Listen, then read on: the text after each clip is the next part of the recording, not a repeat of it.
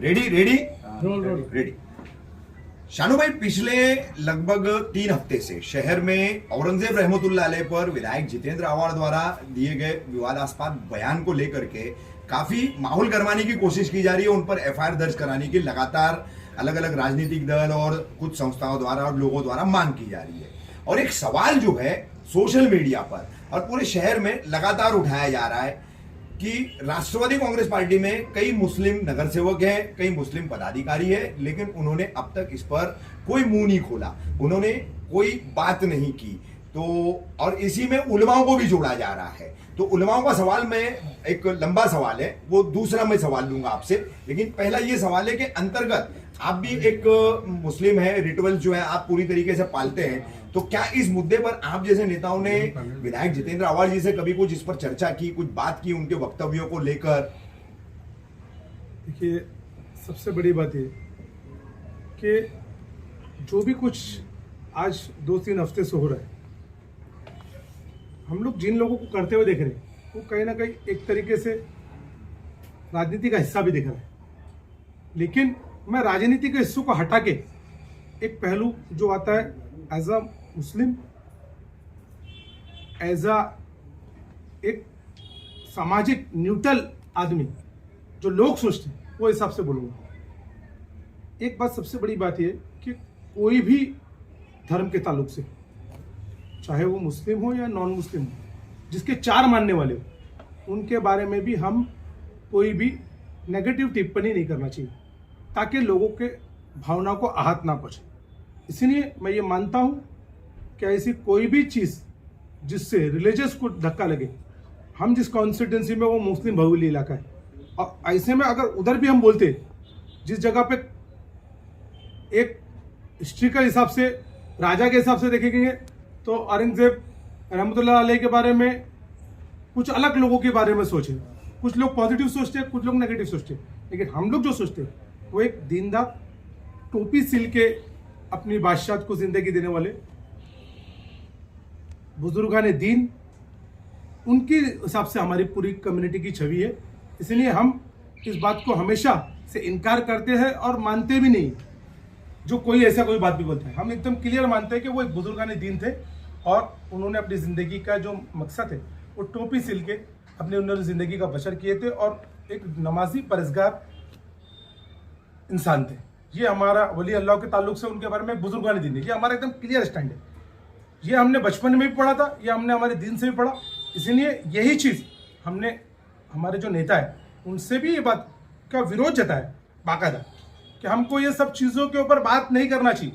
हमारा मकसद काम है, हम लोग काम के ऊपर बात करना चाहिए। हम लोगों से कभी, हम लोग राष्ट्रवादी कांग्रेस पार्टी का कभी भी प्लेटफॉर्म रहा है कि वो जात धर्म से हटके सभी को लेके हित की बात की है, तो 4 लोगों की भी भावना दुखती है तो वो भी बात नहीं करना चाहिए।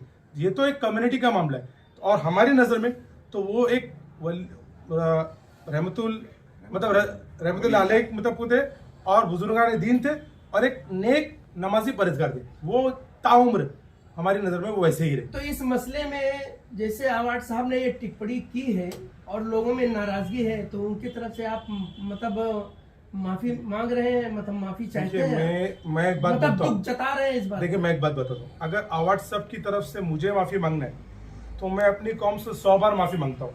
और माफी मांगने की बात नहीं, मैं एज अ मुस्लिम मुझे भी इस चीज का दुख है। माफी मांगने मुझे भी दुख है ना, मैं मुस्लिम हूँ ना, पहले मैं मुस्लिम हूँ, फिर मैं कोई पार्टी में हूँ। अगर मेरे मुस्लिम, अगर मैं शरीयत में ही नहीं रहूँ तो ऐसी पार्टी से मुझे कोई लेना देना नहीं। इसलिए एज अ मुस्लिम मुझे खुद भी इस बात का मैं इत्तेफाक नहीं रखता हूँ। और इस विरोध को हमने डॉक्टर जितेंद्र आवाड़ जी के सामने बोला और मेरा ऐसा मानना है कि वो एक समझदार आदमी, ऐसी चीज़ों से उन्होंने कभी भी परहेज किया। मुझे ऐसा लगता है कि वो ये बात को मानते कि नहीं, एक जिस शख्स ने अपनी ज़िंदगी काम के लिए, डेवलपमेंट के नाते राजनीति की, वो इस चीज़ से ऐसा परहेज करेंगे, ऐसा मेरा विचार है।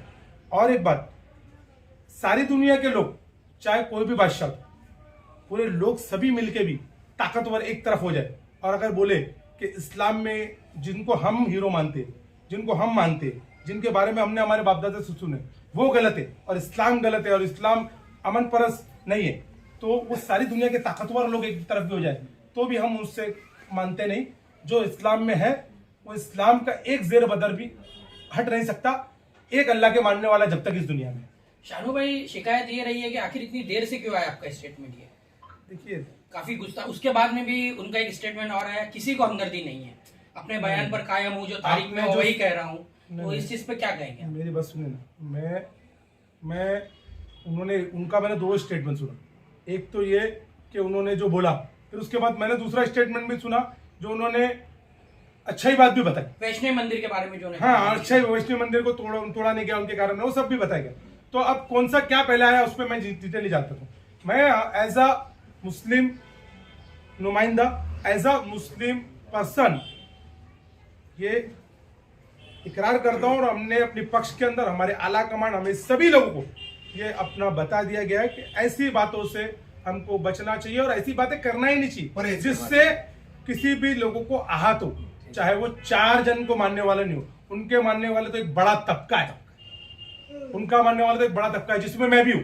मैं भी ऐसा मानता हूं। भाई, अभी इसी मुद्दे को लेकर के कुछ वीडियो भी एक वायरल हुआ है, कुछ राजनीतिक दल के पदाधिकारी है, उलमाओं को लेकर के टारगेट किया जा रहा है और उलमाओं को दलाल तक बोला जा रहा है। तो क्या मतलब ये जो अब इस तरीके का जो प्रचार प्रसार हो रहा है, इस तरीके की जो बातें हो रही है, कहाँ तो उचित लगता है आपको?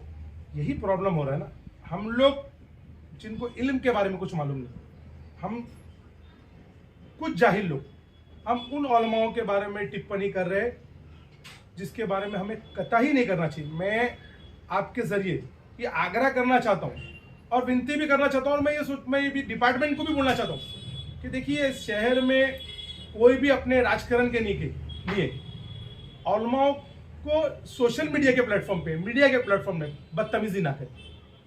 उन्होंने कहीं ना कहीं किसी दीनदारी मामले में काम किया होगा, एक नमाजी होंगे, परहेज़गार होंगे, कुछ तो होगा जो उनको उलमा बोल रहे हैं। और उलमाओं का अगर आप एक उलमा को बोलते हो तो महाराष्ट्र देश में ऐसा लगता है सभी उलमा वो कैटेगरी में आ रहे। तो कुछ उलमा बोलने से नहीं चलेगा।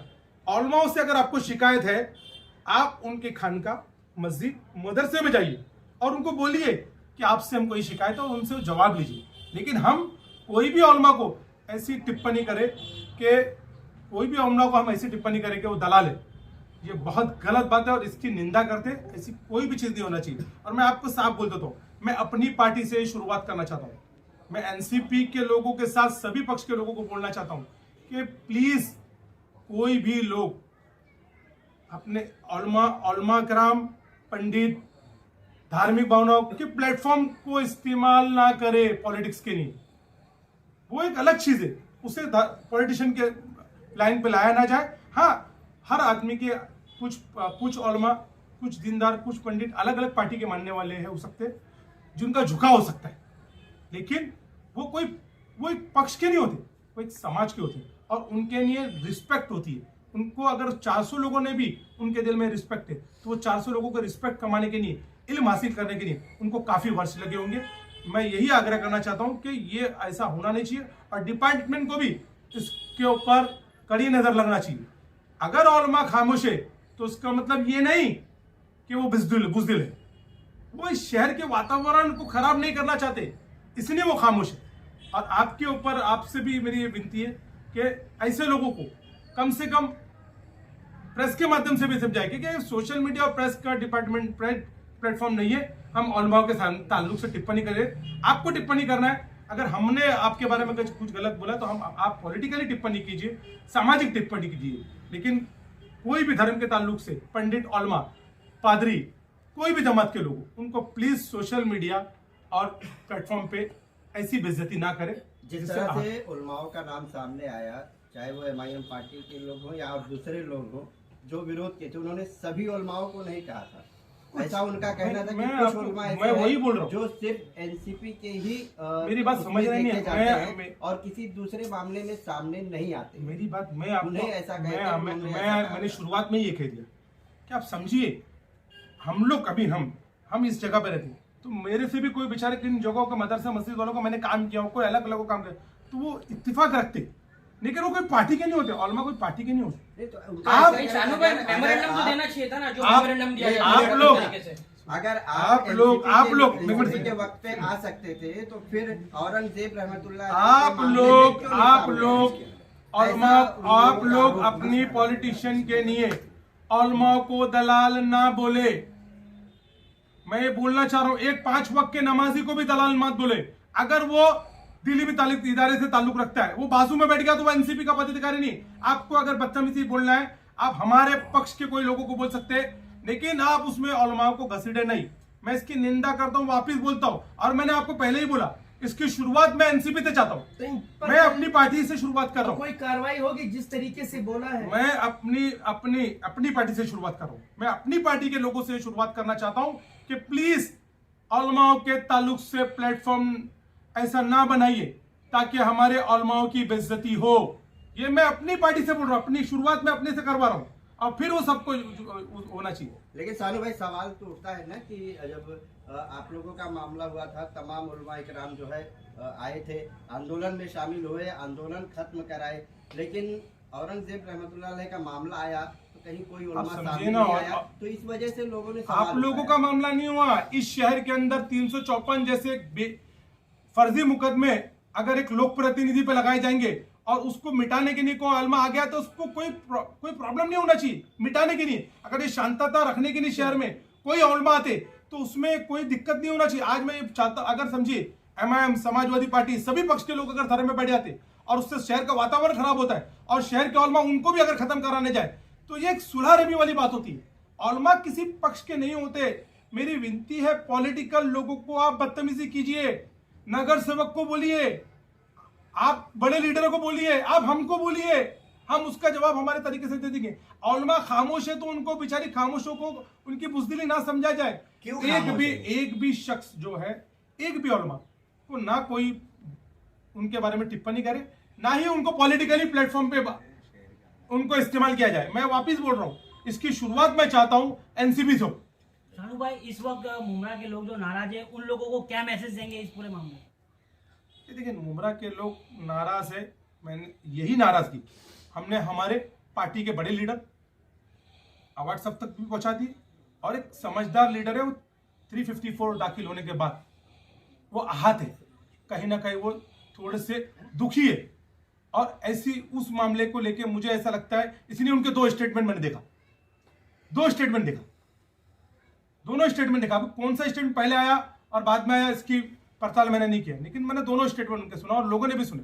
हम लोग ये बात इकरार करते हैं कि ऐसी बातों पे कोई भी पार्टी को बोलना नहीं चाहिए। आप इस्लामिक स्कॉलर नहीं हो तो आप इस्लामिक ताल्लुक से कोई भी बात ना करें। फिनिश